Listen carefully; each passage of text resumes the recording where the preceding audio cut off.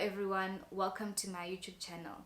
My name is Nikki and I'm a South African citizen that is currently living and working in South Korea as an English teacher. In this video, I'll be telling you guys a few things that I love about living in South Korea as somebody that is a foreigner in this country. So the way this video will be structured is, in the first part of the video, I'll be telling you things that I love in general about being in South Korea. Then in the second part, I'll be telling you things that I love that only pertain to me and my experience of being in South Korea. Meaning that this may not be the reality for other foreigners that are in South Africa, that are in South Korea. It is only things that are have to do with me, right? So without further ado, let's get straight into the video. So the first thing that I love about being in Korea is how well traveled the people of the country are. I have met people, quite a few people that are older than me, and obviously I spend a lot of time with children that are younger than me because I'm in the classroom with my students 90% of the time. And one thing that both of those age groups have in common is that they are very well traveled. And being well traveled outside of your country is one thing, but like knowing your country and being well traveled within your country is something that I do not observe to be the reality of most people back home, and here it is very much a thing that I notice. A lot of my kids have been to most of the tourist attractions that people maybe from other countries will come to in Korea. The old people as well, they've been to most of the tourist attractions.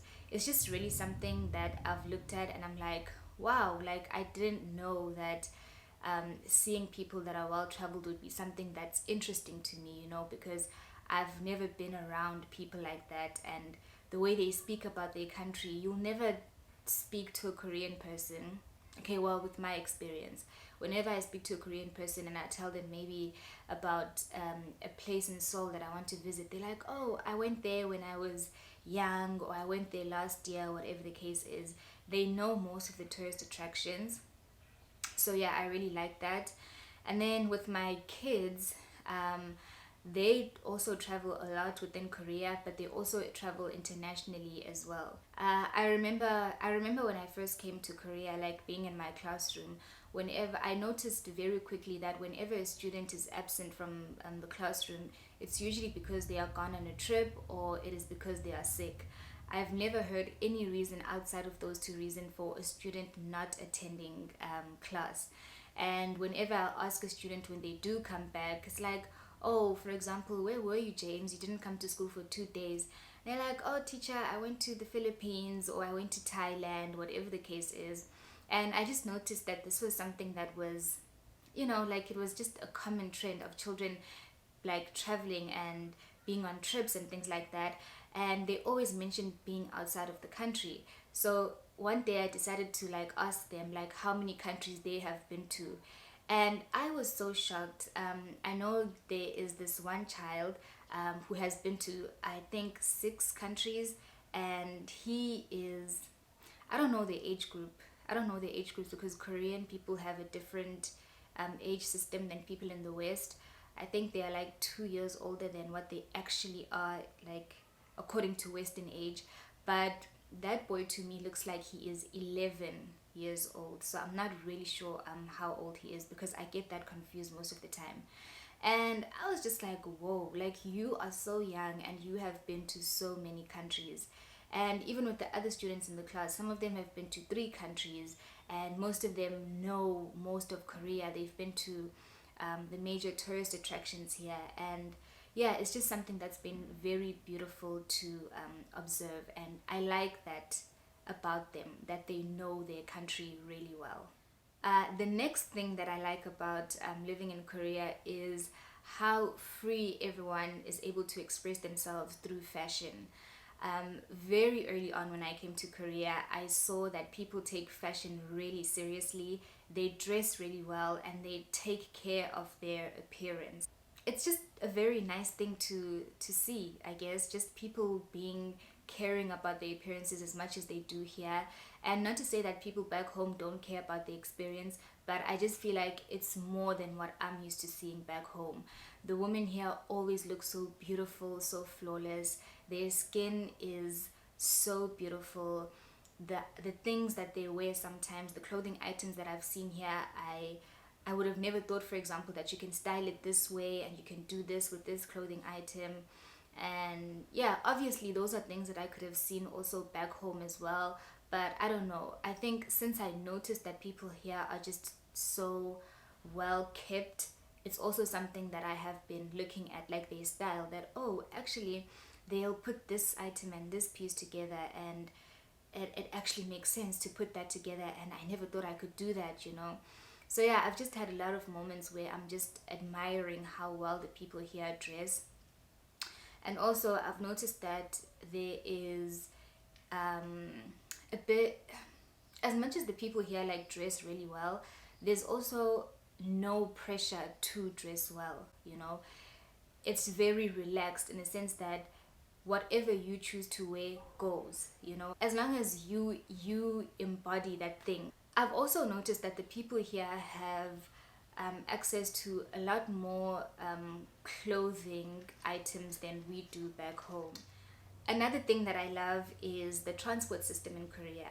I feel like it is so efficient, like so practical, just easy to use, and on top of that, it is also very cheap.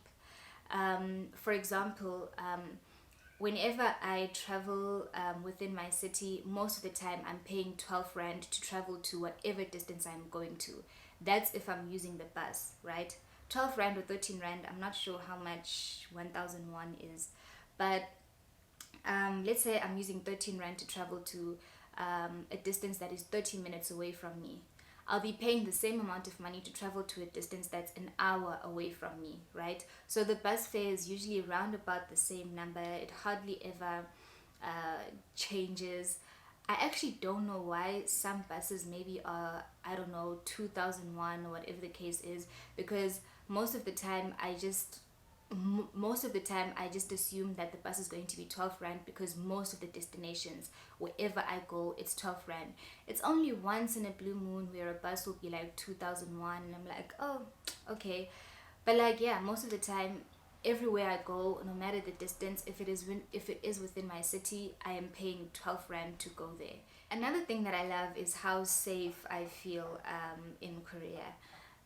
Korea is very popular for being one of the safest countries in the world. Um, there is a low crime rate, and I can definitely feel that. I walk at night at whatever time I want to walk, and I'm never scared, you know. I can use my phone anywhere at any time. I'm not scared that someone's going to snatch it from me or steal it. Whenever I leave something, okay, well, I have never left anything on the bus, but if ever I were to leave something on the bus, I don't feel like it would be a thing of like I'm panicking and I might go back and someone's taken my phone or anything, because of the stories that I've heard as well, you know, that people generally don't take things that don't belong to them, and just that whole vibe, man. Like, I love how safe I feel. And yeah, it's something that's very underrated. I never thought that feeling safe at night, and just feeling safe generally in your country, just walking around as a woman, I never thought that it could have an impact on just your quality of life, you know. And it definitely has, because yeah, you just walk around not feeling any fear, you know. You just do things. If you want to go shopping at 10 p.m, you can do that, because you're not scared that you're going to have to walk a long distance home and somebody might snatch your phone, and you're a woman, somebody might creep up on you and things of that nature. Those are just not thoughts that occupy my mind, and I really love that. Another thing that I love is how fast delivery is, right? Everything that gets delivered to you in your apartment, it generally comes by very quickly at your doorstep. And here we have Coupang. It's like Takealot back in South Africa. And I know on Takealot, for example, if you want something to be delivered to you the next day, you have to pay an extra fee. Here, you don't have to pay any extra fees, and most of the time, 98% of the time, if you order something today, it will be at your doorstep tomorrow. And also, I love how when you order things maybe that are from international stores, For example, I buy most of my clothes on Shein, and those come by like really quickly, and we don't have to pay customs, things like that. There's just fast delivery in general, even with Uber Eats, Coupang Eats, we call it here. Yeah, everything is just comes to you very easily. It's convenient. Another thing that I love are the convenience stores here. And the convenience stores, if you live in Korea, they are open for 24 hours, and they are literally everywhere. So the best way to describe a convenience store, I would say, is like back home how we have an engine. When you go to pour petrol in your car, and then there's like an engine garage or shell garage, yeah, like that. So we have those stores, and they are literally everywhere. Like, they are scattered. I think I've got like 4 of those stores that are a walkable distance to from my apartment, and those doors are always open. So if, for example, I can't find something here, I can go and look for it there and there and there. And I think for even back home, like Engine and Shell, those doors are usually open 24/7, if I'm not mistaken. But I think the difference here is that there are so many of them. They are in every block, so you'll never be at a place where there is no convenience store around you, because there are so many of them everywhere. Whereas back home, maybe you'll have to drive a couple of meters before you get one, couple of kilometers. They're not as scattered as they are here. And yeah, I just love the convenience of going to buy anything you want to go and buy, usually a walkable distance at any time of the day. I really love the convenience stores here in Korea. So those are the things that I generally love about South Korea. And now I'd like to talk about things that I am grateful for, that I love about my experience about being in South Korea. And like I said, this may not be the case for everyone. It's just how things are in my current reality. The first thing that I love are my children. I love how well behaved, well mannered, very welcoming, and how loving my children are. I think when I came here to teach in Korea, that was something that I was very much worried about. I was very unsure about how the children would receive me. I look different from them. I'm a black woman, and they are Korean children who don't usually see people that look like me every day. So I was a bit skeptical about that. I didn't know how the reaction would be. And not to say that they've never seen people that look like me, but knowing that majority of the people in their country look like them, I was just very interested in that. Like, how would the reaction be? Would there be any remarks that they make towards me that are unkind, and just things of that nature? And there has not been anything like that. Like I said, my children, I feel, are like the best crowd ever. They are very well behaved. They do their best to do their work in the class, and they take well to instructions. And it's just yeah, it's not something that I expected in a good way, right? I thought that I'd be dealing with naughty children. I'm a teacher, and sometimes you expect the worst, because kids are kids and they don't want to listen and all of that. But fortunately, that was not the case. The kids here are angels. I think so the problems that I have with my children in the classroom, they aren't what I expected. Like I said, how I told you guys that I thought maybe since I look different from them, maybe there will be things that they say that I don't like, whatever the case is. And it's been the complete opposite. I feel like when my kids are being naughty or whatever, and they're just being disruptive in the class, it's just them being children. It's never anything that I feel like disrespected, or they are disrespecting like me as a person. I have never felt like that. Or just the fact, let's leave out the fact that I look different from them, right? Sometimes children just don't want to respect authority, right? I am the authority in the classroom, and sometimes they just may not feel like they want to do what I'm asking them to do, or they want to talk back because they feel like I'm being unfair and things like that. The children here are not like that. If they do feel like I'm doing something unfair, it's never a thing of like they want to tell me to my face that, teacher, you are wrong, you are not supposed to be doing this, or they feel like like they're gonna tell it to me. You know how kids can be sometimes. And there aren't children like that, and the reason why I'm saying that is because when I was still in high school back home, and primary school and all of that, I did see that with the children that I went to school with. Sometimes there were just children in high school that were difficult for no reason, that wanted the teacher to have a hard time for no reason.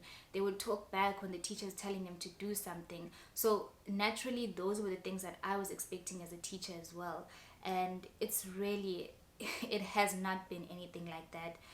It's never things where I feel personally attacked by my children, because yeah, unfortunately, I was expecting that. Another thing that I love that is unique to me are my working hours. So I work from 3 p.m. to 9 p.m. And I just like that because I usually have the mornings to myself. I can do whatever I want to do in the morning. I'll go for a walk, run some errands, So yeah, I really like that, and I enjoy my working hours. Another thing that I love is how transparent everyone is in South Korea about salaries. And this is especially amongst foreigners. Um, when I was back home, I feel like since I wasn't like in the working class, I was still in university. Salaries were very much a thing of I have to guess, if how much, for example, a teacher earns in South Africa, or I have to guess that this is how much a doctor would earn, whatever the case is, or maybe I would Google that information and try to get a general figure of like, oh, this is what's going on, all of that. And to be honest, that didn't help much, because I was someone that was still trying to figure out my career. And when you are somebody that wants to figure out what to do with your life and all of that, if you don't come from a wealthy home, income is something that's very important in what you choose to do with your life, right? And I just feel like I just haven't been in the room when people talk, when people have conversations about money and income. I was always shut out because I was not part of the working class. And understandingly, people are very private about their salaries as well. And being here in Korea now, I just feel like it is the total opposite. We talk about salaries with other foreigners like how we would talk about the sky being blue. It is such a normal conversation to have, even with foreigners that are not teachers. I've never found it to be an uncomfortable conversation. And like I said, this may be something that is only that only pertains to me and my reality. But yeah, it's very normal here. I think most of us are just always trying to figure out like what the market is paying teachers, or what the market is paying factory workers, or whatever it is that other foreigners are doing here. You're always curious that, oh, actually people who work in this industry get paid this much, so maybe if I stopped being a teacher and I went into this industry, I'd be getting paid this much. And then, oh, you pay this much for rent, or the money conversations that are being had here in Korea amongst foreigners. I love them. I like them because they give you the opportunity to also sit down and reevaluate your life and think maybe see maybe that you're actually being paid enough by your school, or you're being paid a low income, or maybe you can go into that field because that field pays more, and things like that. People are just generally very open, and I think it's because we all come from different countries, and most of us here, we want to make good money so we can send it back home, so we don't shy away from conversations like that. And I love that. Okay. And last but not least, I love the financial comfort that I'm currently experiencing by being here in South Korea. I know that maybe the amount of money that I earn here isn't a lot to some people, but it definitely is for me and my situation and my life. And the fact that I don't worry about paydays as much as I thought I would, I feel very blessed to be in that position. The best way to describe it is that I now do not worry about money. I don't worry about money coming into my bank account because the money that I am currently getting, I will say that it is enough for me and my needs and the things that I want to do. The only thing I worry about now is how I can grow that money. And as somebody who has lived most of their lives worrying about money, being in a position where I don't worry about the actual money coming into my bank account is like not worrying about the money coming into my bank account, but worrying about how I can grow that money has definitely been an upgrade. And that is something that I do not take for granted. I'm very grateful for that. And yeah, those are the things that I love about my current reality of being here in South Korea, and just overall like being in Korea, like I said in the first part of the video. And yeah, I hope you guys enjoyed this video. And if you are also in South Korea and you would like to share some things that you love about being in Korea as well, I'd love to hear what those things are. Maybe if you mention something, it may also be something that I like that I forgot to mention in this video. So let's keep the conversation going down in the comments. And if you like this video, please subscribe to my channel, and I will see you on the next one. Bye.